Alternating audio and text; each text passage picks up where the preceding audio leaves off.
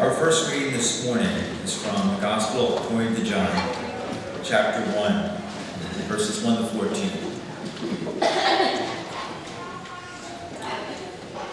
In the beginning was the Word, and the Word was with God, and the Word was God. He was in the beginning with God. All things came into being through him, and without him not one thing came into being. What has come into being, in him was life, and the life was the light of all people. The light shines in the darkness, and the darkness did not overcome it. There was a man sent from God, whose name was John. He came as a witness to testify to this light, so that all might believe through him. He himself is not the light, but he came to testify to the light. The true light, which enlightens everyone, was coming into the world.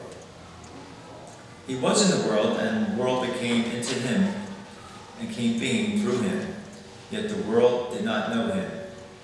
He came to what was his own, and his own people did not accept him.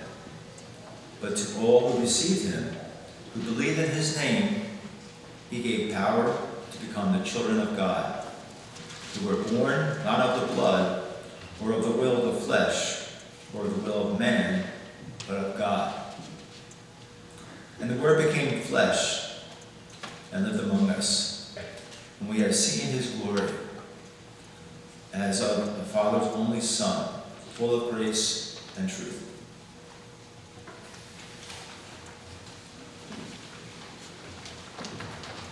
That was the beginning of Christ on earth. Our second reading comes from the book of Mark. It is the end of the book of Mark, the end of that story, and this is how it goes. When it was noon, darkness came over the whole land until 3 in the afternoon. At 3 o'clock, Jesus cried out with a loud voice, Eloi, Eloi, lema sabachthani, which means, my God, why have you forsaken me? When some of the bystanders heard it, they said, listen, he is calling for Elijah. And someone ran, filled a sponge with sour wine, put it on a stick, and gave it to him to drink, saying, wait, let us see whether Elijah will come to take him down. Then Jesus gave a loud cry and breathed his last. And the curtain of the temple was torn in two from top to bottom. Now when the centurion, who stood facing him, saw that in this way he breathed his last, he said, truly this man was God's Son. There were also women looking on from a distance. Among them were Mary Magdalene and Mary the mother of James the younger and of Joseph and of Salome. These used to follow him and provided for him when he was in Galilee. And there were many other women who had come up with him to Jerusalem. This is the word of the Lord. Let's take a moment and pray.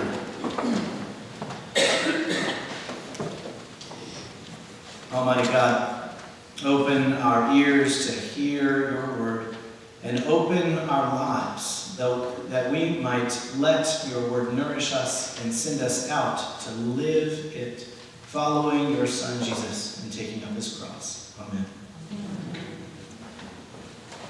So this is the third week in the final week in a series that I've been doing. I called it Being Distinct, but I realize that's a terrible title because really it's about passing. It's about passing as non-Christian in a world in which it is safer to be a non-Christian. It's about passing as Christian and what it means to stand up for our faith. And today we are talking about how God passed as human in the form of Jesus Christ.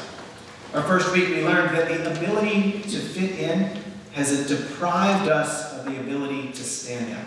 When we pass as non-Christians, we lose our ability to bear witness to the gospel in our lives, even though the church thrives when it sets itself against or in conflict with the values of the world.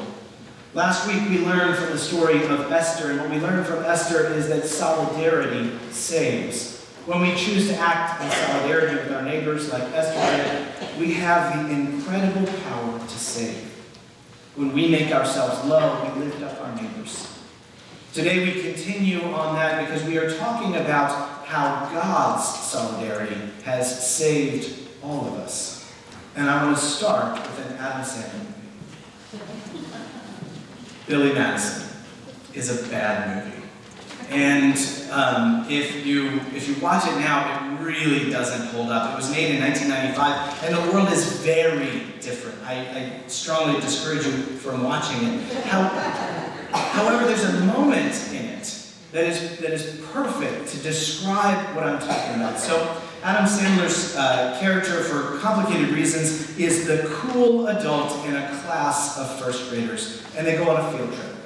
And they go on this field trip, and they're right about to get back on the bus, and they notice, oh, hey, there's Ernie, and he's standing up against the barn. They went to the farm, and he's hiding. And Billy goes over to Ernie, and he says, hey, man, what's wrong? And Ernie says, I peed my pants. And Billy knows exactly what to do. He runs over to a pump, and he splashes water on his pants. And the moment that somebody recognizes, hey, look, Billy peed his pants, he goes, of course I peed my pants. It's cool to pee your pants. Everybody my age pees their pants. It's a ridiculous moment. But here's what he did. He took on the shame of somebody else to lift that person up. And what happens is all of these children see, oh, here's this cool adult who has peed their pants. They are all going to want to pee their pants too. And now no one is mocking Ernie. Billy took on shame so that Ernie could be not ashamed. Billy made himself low so that Ernie could be lifted up. Billy chose to be in solidarity. And this is a ridiculous solidarity. But it is exactly what God has done in Christ. And all you need to understand this, and I should not say this to a room full of churchgoers, all you need to understand this is Christmas and Easter. Because that's where it begins. So, Christmas is the celebration of the incarnation. The passage that Jim just read articulates it beautifully. It tells us, calling all the way back to Genesis with that language, in the beginning was the Word, and the Word was God, and the Word was with God. That is, God is the author and maker of all, the creator of the world. God is all-powerful. And then John says, the Word became flesh and lived among us, full of grace and truth. That is all of that power that is God, all of that creative energy and capability.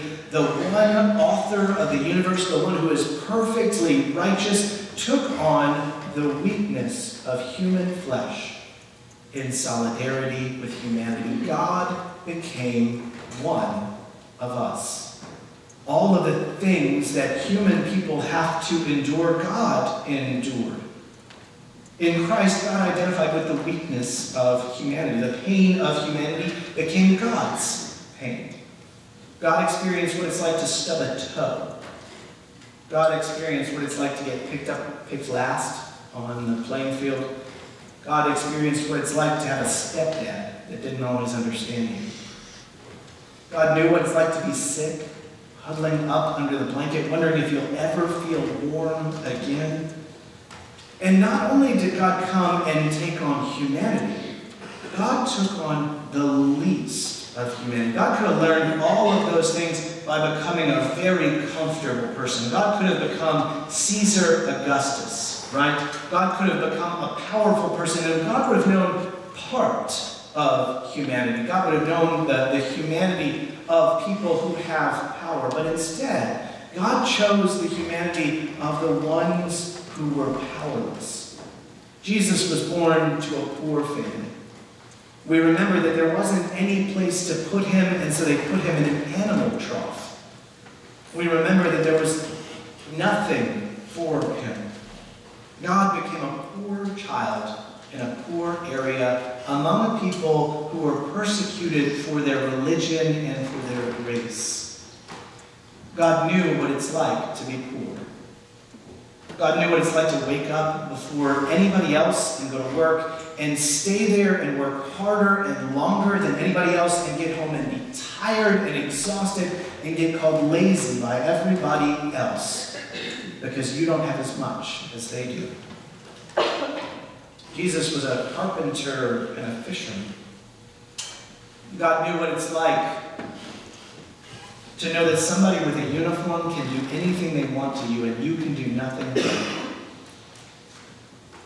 God was a Jew in Rome, where Jews were beaten, were forsaken. Anybody who was a Roman citizen could pull Jesus up before the magistrates and have him stripped and beaten with rods right in front of everybody.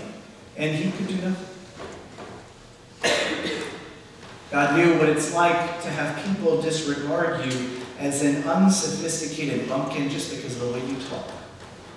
Jesus was a Galilean, and he went to Jerusalem, and people knew that he was a Galilean the moment that words came out of his mouth. Jesus wasn't just a human, but Jesus was a marginalized human. God's solidarity is not just for God's people, or it's not just for people who are righteous and who are perfect, but people who have lost everything, people who have nothing. And Jesus spent his time not just with the perfect poor, right? Not just with the poor people who are doing it all right and suffering quietly in their holiness, but Jesus spent his time with sinners. Jesus spent his time with prostitutes. Jesus spent his time with tax collectors who were not poor in money, but they were poor in righteousness. Jesus spent his time with outcasts. The solidarity of Christ extends not just to some part of humanity, but to every single part of humanity. All of them, God experienced, God knew, God loved. And then, and this is something that is unique and profound about Christianity, it is very rare in a religion, God died. Which is not only a continuation of God's solidarity with the poor and the marginalized and oppressed, it's God's identification with the worst things that can happen to a person. Jesus was fully good, but he allowed himself to be treated like someone who was fully bad. Jesus was innocent, but he was executed as a terrorist. Jesus was God, but he was treated as the lowest of the lowest of the low. Part of the humiliation of crucifixion was that your body was left out for other people to be taken advantage of, eaten, whatever, as a sign. It's like having somebody's head on a pike in the Middle Ages. It was a humiliation that continued beyond death. And Jesus took that on. On the cross, what Jesus experienced was abandonment. That moment when he cries out, my God, why have you forsaken me?" is this powerful and incredible moment because that's God talking. That's God declaring that they are forsaken. They have been abandoned. God's friends were gone. God's body was broken. God's hope was lost. There was nothing else. On the cross, Christ who is God, experienced the total abandonment of God forsakenness. God experienced being God forsaken. But here's the thing. The moment that God starts doing these things, they stop being God forsaken.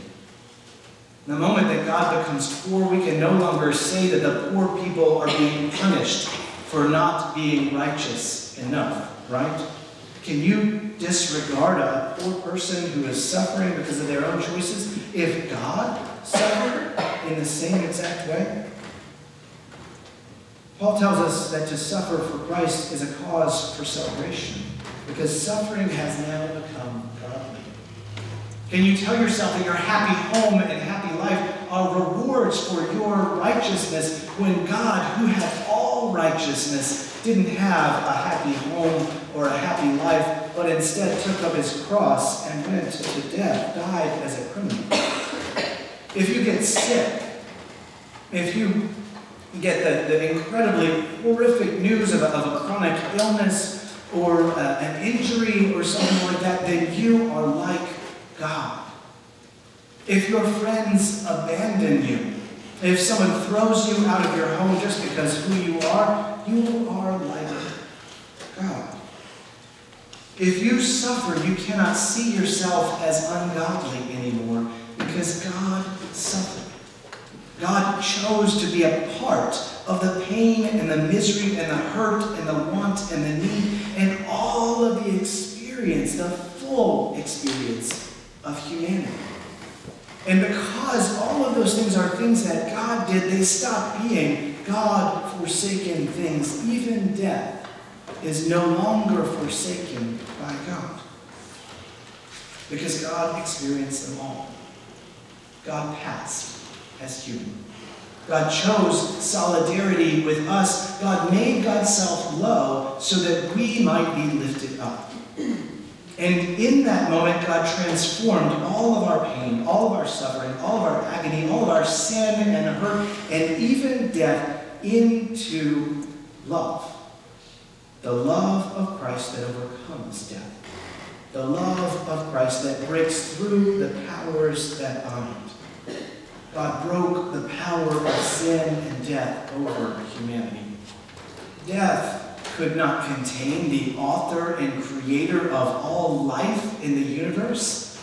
Sin could not bind the one who was perfect in every way, the one whose steadfast love endures forever, the one whose righteousness surpasses all things.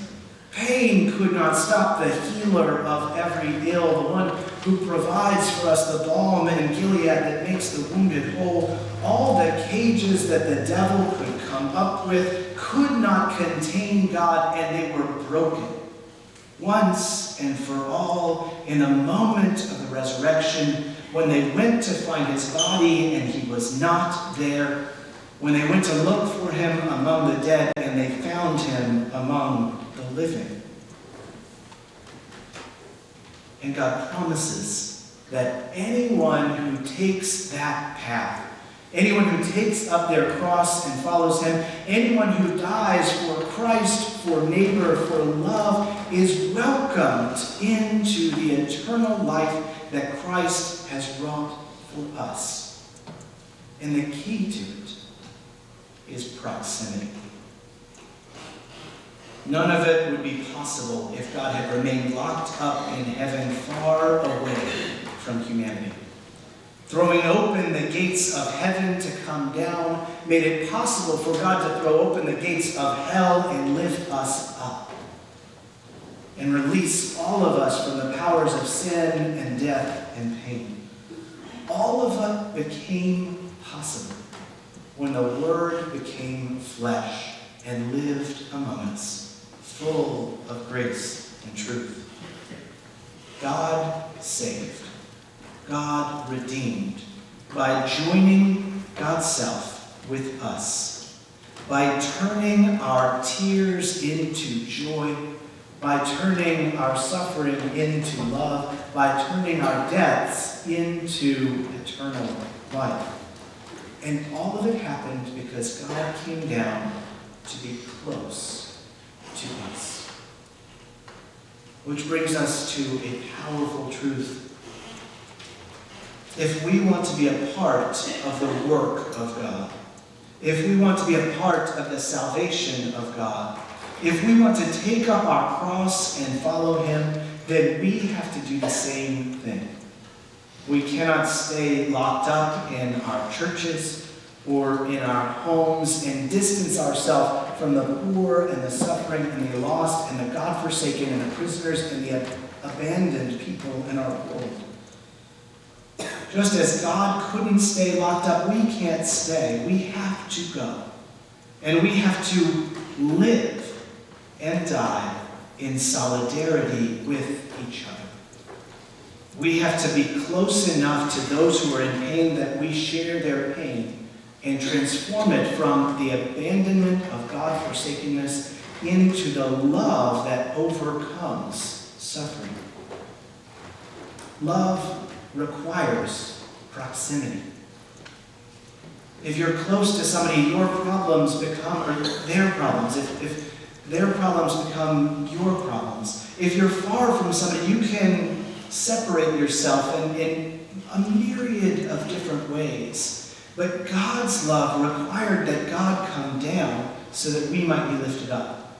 And for us to be a part of God's love, our love requires that we too experience the same things that God experiences by taking on the pain of our neighbors, taking on the fear and the anxiousness and the anxiety and the sickness, so that people no longer suffer alone, so that people no longer experience the God-forsakenness of having peed their pants, but instead experience the solidarity of being one with each other in love, walking together in love and being at peace with one another through that love.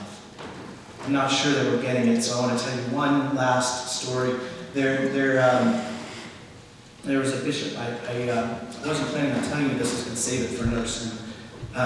The bishop of Zakynthos is an island in Greece. And in Greece, in the 1940s, the Nazis had moved in. And the first thing the Nazis did was they asked for a list of all the Jews. The list of all the Jews was the beginning of the end, right? Once you have a list of all the Jews, you can start insisting that they carry papers. You can start insisting that they wear armbands. You can start moving them into separate living quarters and start moving them from those separate living quarters into work camps and then gas chambers. That is the beginning. Now, the mayor of the town was a Christian. And the mayor went to the bishop and said, "They have asked me for a list of the Jews."